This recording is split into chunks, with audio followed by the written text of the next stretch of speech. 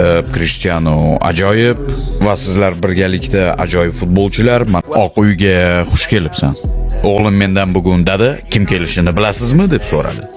Men esa yo'q, mening shundoq ishlarim ko'p deb javob berdim. Va u Messi dedi. U sening katta muxlising. U seni ajoyib inson sifatida taniydi va o'ylashimcha tez orada u bilan ko'rishasizlar. U futbolning katta muxlisi, u sening va Ronaldo ismli janobning katta muxlisi.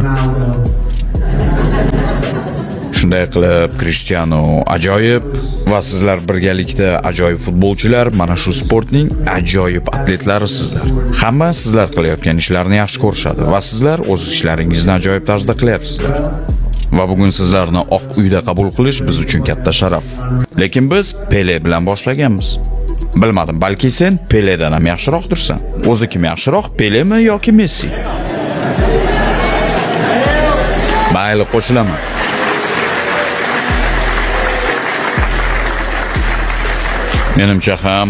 Menimcha ham shunday, lekin Pele ham ajoyib edi, to'g'rimi?